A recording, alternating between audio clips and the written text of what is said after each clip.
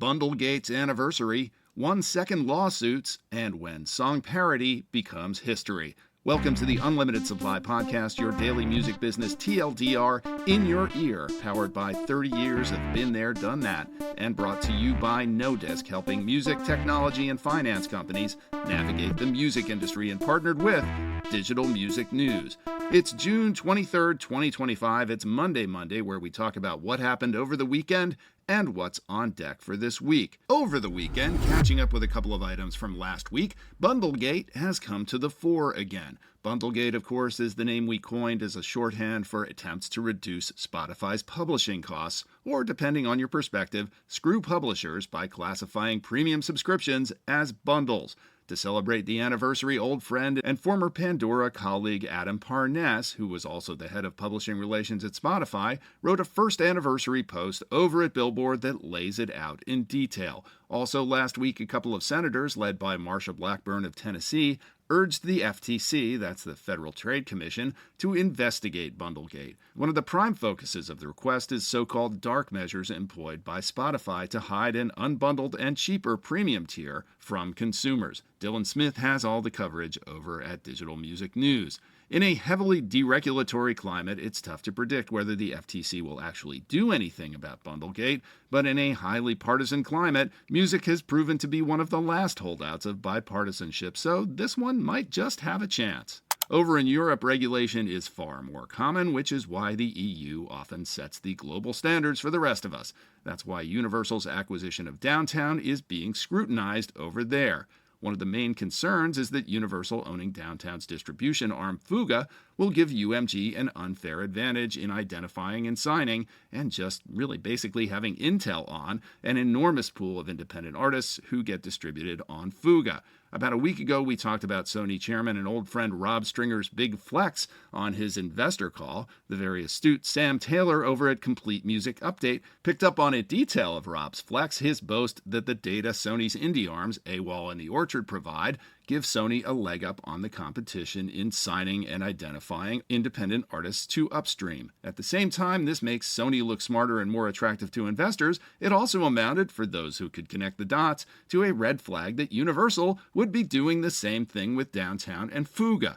Now, it's possible that Rob let the cat out of the bag, not that it really was in the bag. It's also possible that he was making sure those regulators in the EU knew exactly what Universal was up to, attempting to run up a monopoly score, and that would amount to 4D chess. You can make up your own mind on that one. Jay Gilbert covered the issue in this week's Your Morning Coffee podcast. Haven't had a chance to listen, but I'm looking forward to it. Combining two themes of this Monday, Europe and screwing rights holders, over in LinkedIn, a post by Paul Sampson of Lickd, that's Lickd, went viral over the weekend. At the Cannes Lions Conference, the annual confab and bacchanalia of the advertising industry, AB Inbev, otherwise known as Budweiser for short, won an award for a campaign that basically rehashed Name That Tune for social media. It did this by playing a 1-second clip of an iconic song and challenging folks to name that tune. It's not a particularly original idea. I spent 4 years of my career on a successful game that included the same concept in the early 90s. But it's worked over and over. It's very powerful. But it's also kind of a pain to license and pay for the rights to iconic music. Unless you decide to just skip that part, which is what Budweiser did. Now, usually when this happens, it's on the down low, on the sly, or the result of ignorance. Well, certainly the ignorance was in place, and it's no defense. But how do we know Bud was playing clever games with its interpretation of music licensing strategy and actively working to avoid compensating rights holders?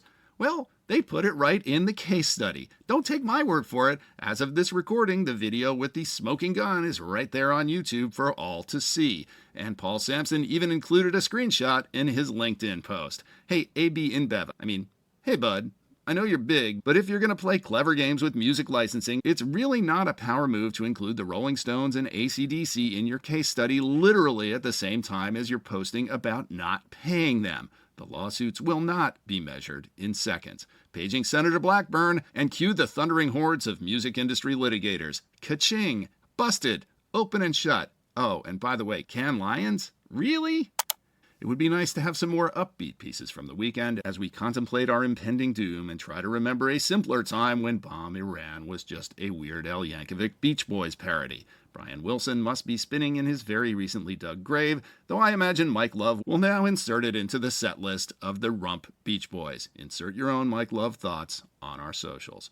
Okay, here's something more upbeat. Also over at LinkedIn, old friend Melissa Goldberg of CMT compiled and posted a handy-dandy list of job openings in Nashville for anyone affected by recent layoffs at UMG Nashville. Some excellent companies are hiring, including old friend Jeremy Holley's Thriving Flightview and old friend Gogi Gupta's Gupta Media. In another more upbeat piece, Elias Leight over at Billboard has a label profile of Leo 33. That's the indie label with Firebird backing. They're everywhere these days. That's enjoying huge success with Zach Top. It's an interesting case story in how and why to start a label in the 2020s. Looking at the week ahead, conference season winds down with the National Independent Venue Association Confab in Milwaukee. And Shira Gans' New York Music Month rolls on with a bunch of sessions scattered around the city this week. Two that caught my eye are Management Strategy, How Artists Can Use Data to Land Brand Deals, presented by Rock Nation School of Music, Sports, and Entertainment. That's tomorrow at One University Plaza in Brooklyn. The other one that caught my eye is Music Tech Capital, where investors are placing their bets in 2025, presented by Water and Music. That's on Wednesday at Perkins Cole on 6th Avenue in Manhattan. Links to register to both are in the show notes. And festival season is peaking. Two of the classics are happening this weekend, Glastonbury and the Montreal Jazz Festival. That's it for another Monday. Support for the Unlimited Supply podcast is provided by RoyFi. If you're a label distributor or publisher and you want to take advantage of other people's money and other people's technology to provide advances, let's sit down and talk. RoyFi offers the best rates and terms in the space, and it's mission-driven to give artists the independence they need. And by Hangout.fm. Hangout by Turntable Labs is the new social listening platform where users connect, discover new music, and play over 100 million songs with their friends and family.